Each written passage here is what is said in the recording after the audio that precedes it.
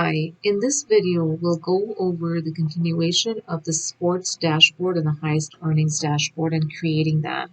So just to recap from our previous episode, we spoke about top earners in millions over the past years. We want to create a dashboard with top earners in the millions over the past years. We also want to create a trend chart of the overall sports earnings, as well as cover top earners by sports and top earners by nationality. So in this episode, we'll cover how to build those pivot tables in order to build out the dashboard completely. In the last episode also, we sort of created a fundamental baseline of how we want the dashboard to look and the structure. So we laid out the boxes over here. And now the next steps will be to create those pivot tables. So without further ado, let's get started. So in terms of the pivot tables, if you look over here, we have you need to create a pivot table for the top earners in millions over the past years. So let's build a table and create a separate sheet over here in which we call that top earners. And let's create a pivot table. So the way to create the pivot table essentially is to click on Insert, Pivot Table, from Table and Range, and then it's going to ask you for table range.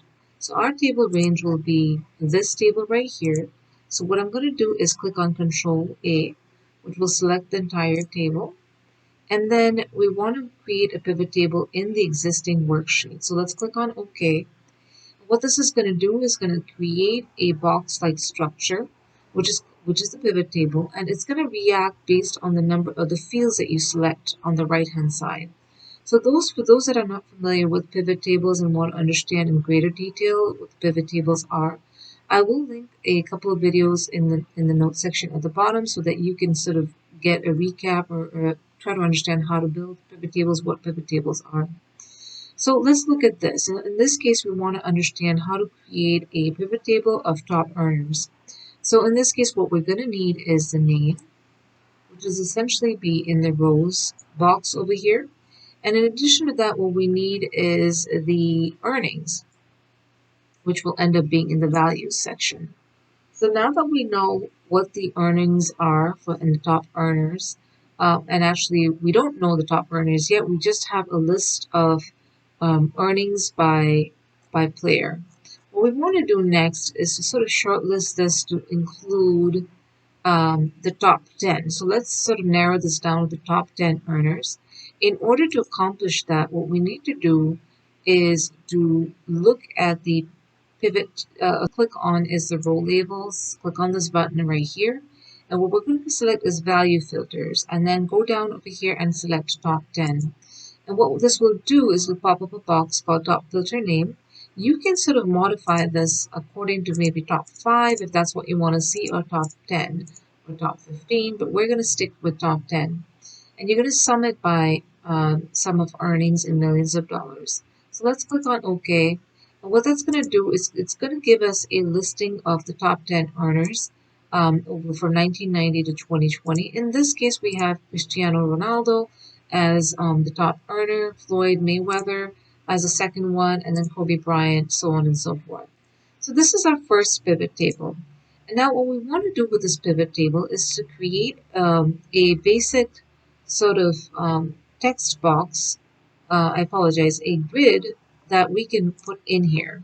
So in this case, what we're going to first do is lay out our pivot tables, and then in the next and final episode, we'll go ahead and create the charts and then assemble that data into the dashboard. So now the next pivot table we're going to create is the trend chart of overall sports earnings. So let's go and create that. So let's go over here and then say overall earnings. What I want to do is not recreate the wheel. So what I'm going to do is just copy this pivot table from the previous sheet and then paste that over here. So what this is going to do is it's going to pull up the same pivot chart, but it's going to have all um, the fields that we need in order to create another pivot chart. So in this case, what we want to do is sort of get rid of the value filters All right, and then we're going back in here, and then what we want to do is, instead of selecting on name, what we're going to do is pull in the year into the rows. And what this will do is it will create a time series of all the earnings of the top earners from 1990 to 2020. So let's move on to the next pivot table. So now that we have this, what we want to create is the top earners by sports. So let's move on and create a sheet over here.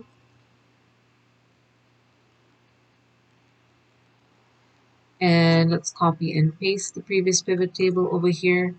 And similarly, we're going to remove the value filters. And this will, now we can tweak this. So we have the earnings that we want to keep in the values, but now instead of name, we want to bring in sports. So you can uncheck name over here and check sports over here. And what this will do, it'll aggregate the amount of earnings by sports. So it'll give us a good lens into what sports earns the highest, or what sports earners earn the highest. So in this case, we're going to select this and then go to top 10 and let's select that. So it looks like American football ranks higher before auto racing. Then you have baseball, and then you have basketball. So a lot of the folks that earned a lot of money is basically was in American football. Uh, then came auto racing, which is surprising, and then baseball, basketball, which is another surprising and interesting find. All right, so let's go on and do top earner by nationality. So now let's create a separate sheet over here. Let's move this sheet here.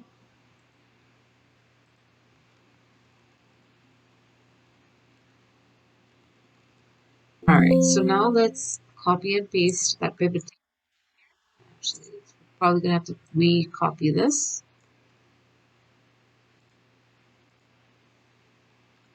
So in this case, we want to replace the sport by nationality.